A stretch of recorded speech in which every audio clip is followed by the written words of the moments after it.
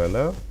అసలు ఈ ప్రభుత్వం వచ్చినాక ఉద్యోగాలు ఇవ్వలేదు, కొద్దిగా గొప్ప ఇచ్చినవి ఉంటే అవి మా హయాంలో ఇచ్చిన నోటిఫికేషన్ల ఆధారంగా వచ్చిన ఉద్యోగాలే, వీళ్ళ దగ్గర నోటిఫికేషన్లు లేవు, ఓన్లీ లూటిఫికేషన్లే అనేది ఆయన అన్నమాట. దీని మీద మీ అవగాహన ఉంది కదా మీకు చాలా, మీరేం చెప్తారు దీనికి? ముందుగా మీరు ఇందాక నన్ను ఎడ్యుకేషన్ కమిషన్ చైర్పర్సన్గా ఇంట్రడ్యూస్ చేశారు. నేను మాజీ చైర్పర్సన్, అంటే యాక్సెప్ట్ అవ్వలేదు రాజీనామా, అందుకే నేను అలా అన్నాను. మే మంత్లోనే రిజిగ్నేషన్ ఇచ్చాను. ఆయన ఇచ్చారు అంటే ఆమోదం పడలేదు కదా, ఇంకా ఎందుకున్నా అయినట్టే నాకు నేను ఆమోదం చేసుకున్నాను. That's fine. అంటే నేను యాక్చువల్గా మీరు పిలిచినప్పుడు ఎందుకు వచ్చానంటే ఇక్కడికి, అంటే ప్రజల యొక్క జ్ఞాపక శక్తి చాలా తక్కువగా ఉంటుంది, అన్నీ మర్చిపోతారు అని అనుకుంటున్నారు రాజకీయ నాయకులు. సో ముఖ్యంగా కేటీఆర్, ఆయన కుటుంబము, వాళ్ళ ఉన్నారు కదా నలుగురు గొప్ప ఏమంటామని భాగ్యకారులు కాదు కానీ, సో మాటల మాంత్రికులు, orator is very positive thing. So గారడీ చేసే వాళ్ళు, మాటల గారడీ చేసే ఈ నలుగురు ఎవరైతే ఉన్నారో తిమ్మిని బమ్మి చేయడము, బమ్మిని తిమ్మి చేయడము, సో అది మళ్ళొకసారి ప్రజలకు గుర్తు చేద్దామని వచ్చాను అయితే, to be frank with you. అంటే ఈ వీళ్ళు అదే మనకు ఒక శాస్త్రం ఉంది కదా, ఒక సామెత, 100 ఎలుకల్ని తిన్న పులి కాశీకి పోయిందట. పిల్లి పిల్లి పిల్లి పిల్లి పిల్లి అట్లా ఉంది మహానుభావుడిది. అంటే వీళ్ళు ఇంత అబద్ధాలాడి, ఇంత అవినీతి చేసి, ఇంత దరిద్రపు పరిపాలన చేసి, అంటే ఈరోజు ప్రజల ముందుకొచ్చి ఇట్లా మాట్లాడడం ఉంది సారా, నాలంటోళ్లకు అది బాగా చాలా డిస్టర్బ్ అవుతుంది నేనైతే. అంటే ప్రజల యొక్క జ్ఞాపక శక్తి ఇంత తక్కువ ఉంటుంది అనుకుంటున్నారు, అంచనా వేస్తున్నారా మీరు? అన్నీ అబద్ధాలే. ఇప్పుడు ఆయనే ఏమంటున్నాడంటే నోటిఫికేషన్ ఇచ్చామంటాడు అంతే, అది అనుమతి నోటిఫికేషన్ కాదు. మేమేమంటే ఒక జియో తీశారనమాట వాళ్ళు 2 లక్షల దానికి, అంటే అప్పుడు 10,000 ఇప్పుడు 20,000, అంటే నోటిఫికేషన్ల వరకే పరిమితమైన వాళ్ళు. వాళ్ళ రిక్రూట్మెంట్స్ మొత్తం తిప్పి కొడితే 12 సంవత్సరాలకు సంబంధించిన 9.5 సంవత్సరాలకు సంబంధించిన రిక్రూట్మెంట్ని 30,000 40,000 ఇచ్చారు. అంటే పేపర్ మీద అనుమతి, అంటే అటు అనుమతి ఇచ్చినట్టే ఇచ్చి ఇట్లా చెప్పుకుంటూ పోతుంటా. అంటే ఎంత దరిద్ర పరిపాలన అంటే, అబద్ధాల కోరులు, అహంకార పూరితులు, అవినీతి పరులు ఇట్లా లేరు. అంటే వీళ్ళ కుటుంబంలో ఒక్కొక్కరిది ఒక్కొక్క రీతిగా ఉంటుందన్నమాట. అంటే కవిత ఒక స్టైల్లో అబద్ధాలు ఆడుతుంది, ఒక స్టైల్లో అవినీతి చేస్తుంది. హరీష్ రావు ఒక స్టైల్లో అబద్ధాలు ఆడతాడు, ఇంకొక స్టైల్లో సంపాదిస్తాడు. కేటీఆర్ స్టైలు ఒకటి, సో కేసీఆర్ స్టైల్ ఒకటి, ఇట్లా ఒక్కొక్కరికి ఒక స్టైలు. లేటెస్ట్గా సంతోష్ అడిషన్, సో సెకండ్ హాఫ్లో.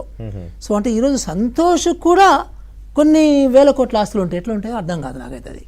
సో అట్లాగే ఈ కుటుంబ సభ్యులు వీళ్ళందరూ కూడా ఆస్ట్రేలియాలో ఆస్తులు ఉంటాయి, దుబాయ్లో 100 కోట్ల అపార్ట్మెంట్ ఉంటుంది, అమెరికాలో ఆస్తులు ఉంటాయి.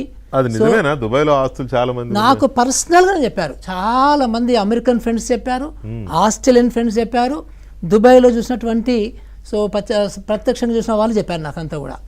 సో అందుకనే ఇట్లా చెప్పగలుగుతున్నాను నేను కూడా confident, because I'm not a politician. అంటే ఊరికే క్యాజువల్ అబద్ధాడడం నా వల్ల కాదు. సో ఇంత అవినీతి పరులు ఎంత బాగా మాట్లాడుతున్నారు చూడండి. అంటే ఆ పిచ్చి పరిపాలనతోని ఎన్ని లక్షల కోట్లు సో తెలంగాణ సమాజం కోల్పోయింది.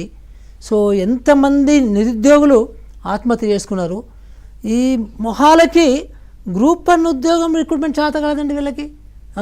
అంటే ఈయన ఏమంటాడంటే మాకేమీ సంబంధం లేదు పబ్లిక్ సర్వీస్ కమిషన్ అంటాడు, కానీ పబ్లిక్ సర్వీస్ కమిషన్ అనేది ఒక జిఏడి డిపార్ట్మెంట్ ఆధ్వర్యంలో పనిచేస్తుంది కదా, జనరల్ అడ్మినిస్ట్రేషన్ డిపార్ట్మెంట్ కింద పనిచేస్తుంది. సో ఎప్పటికప్పుడు మానిటరింగ్ చేసుకోవాల్సినటువంటి ముఖ్యమంత్రి కానీ చీఫ్ సెక్రటరీ కానీ ఏం చేయలేదు. సో ప్రతి ఒక్కటి పబ్లిక్ సర్వీస్ కమిషన్ ప్రతి ఒక్క దానికి గవర్నమెంట్కి అప్రోచ్ అవుతుంది. సో అది నోటిఫికేషన్ నుంచి మొదలుపెట్టి రిజర్వేషన్స్ కావచ్చు, సో మొత్తం ఈవెన్ సిలబస్ కావచ్చు, అన్నీ కూడా వాళ్ళు పర్మిషన్ తీసుకుంటారు. అంటే ఇలాంటి వాళ్ళు ఈ రకంగా మాట్లాడము. ఇప్పుడు కేసీఆర్ దిగిపోయినప్పుడు అండి, సో అంతకుముందు ఫస్ట్ దఫాలనేమో 26,000 ఫైళ్ళు చూడకుండా దాని ఫైళ్ళ మీద కూర్చున్నాడు. 26,000 ఫైళ్ళు. దిగిపోయేటప్పుడు 11,000 ఫైళ్ళు అంటే చూడకుండా మిగిలిపోయినాయి. అంటే అంత బద్ధకస్తుడు, అంత ఒక ఏమంటారు ఒక useless administrator as a chief minister అంటే నేను. అంటే ప్రతి ఫైల్ వెనకాల కొన్ని జీవితాలు ఉంటాయి, కొన్ని వందల జీవితాలు, కొన్ని వేల జీవితాలు, కొన్ని లక్షల జీవితాలు ఉంటాయి. ఒక ఇండస్ట్రీ అనుకోండి, కొన్ని వేల కుటుంబాలు ఉంటాయి బెనిఫిట్ అవుతారు, కొన్ని వేల మంది నిరుద్యోగులు బెనిఫిట్ అవుతారు. సో అట్లాంటి ఒక చెత్త అడ్మినిస్ట్రేటరు, వీళ్ళందరూ కలిసి చెత్త అడ్మినిస్ట్రేషనే. సో అంతో ఇంతో మనకి ఫైనాన్షియల్ రిసోర్స్ బిల్డింగ్ కనబడుతున్నాయంటే ఆ జేఎస్ అంజన్ పుణ్యమో ఐఏఎస్ ఆఫీసర్ పుణ్యం అయి ఉంటుంది తప్ప సో వీళ్ళు వెలగబెట్టింది ఏం లేదు. సో కేటీఆర్ వెలగబెట్టింది లేదు, కేసీఆర్ వెలగబెట్టింది లేదు. హరీష్ రావు తెగ కాళేశ్వరం చుట్టూ తిరిగి ఏం చేశాడు? ఇప్పుడు కవిత ఒకవైపు ఏమంటుందంటే సో కాళేశ్వరమే శ్రీరామరక్ష అంటది రాష్ట్రానికి, మీ జ్యోతిలో రాసింది. ఇంకోవైపు అంటది హరీష్ రావు మొత్తం దాన్ని నాశనం చేశాడు, కాళేశ్వరంలో మొత్తం అవినీతి హరీష్ రావు చేసాడని అంటది. అంటే ఈ రకంగా చెప్పుకుంటూ వెళ్తుంటానండి. ఒకటా రెండా అబద్ధాలు, ఒకటా రెండా అవినీతి పనులు. సో ఎన్నని చెప్తాం మనము? ఇంటికి ఒక ఉద్యోగం అన్నాడు, చివరికి ఏమిచ్చాడు? సో ప్రతి పేదకి ఒక ఇల్లు అన్నారు. సో తీరా 1,00,000 ఇండ్లు కట్టి ఒక 30,000 ఇండ్లు మాత్రమే, ఇంకో 70,000 ఇండ్లు వాళ్ళకి ఇవ్వడానికి కూడా చేతగాలే. అంటే దాని వెనకాల ఉన్నటువంటి అవినీతి. సో ఒక ఆలీబాబా 40 చోర్ లాగా ఒక దొంగల మూట తయారు చేసుకున్నారండి. నేను ఇది గట్టిగా చెప్పగలను. సో అటు వరంగల్ వైపు చూస్తే నాకు దొంగలు కనబడుతుంటారు, ఇటు నిజామాబాద్ వైపు పోతే దొంగలు కనబడుతుంటారు, ఇటు మహబూబ్ నగర్ వైపు వెళ్తే దొంగలు కనబడుతుంటారు. అంటే ఒక గ్రూప్. సో మనకేదో బాలకసుమన్ లాంటి కొంతమంది కనబడతారు కానీ చాలామంది దొంగల్ని తయారు చేసుకొని ఒక దొంగల ముఠ తయారు చేసుకొని లూట్ చేశారండి తెలంగాణని. నంగా మొత్తం లూట్ చేశారు. ఇప్పుడే అసలు నోటిఫికేషన్లు ఉన్నాయని అంటున్నారు కేటీఆర్ గారు. అంటే 10 సంవత్సరాలు పరిపాలన చేసి చాతగాని మనుషులు ఇప్పుడు 2 సంవత్సరాల ప్రభుత్వాన్ని విమర్శించడం అంటే కరెక్ట్ కాదంట ఆయన.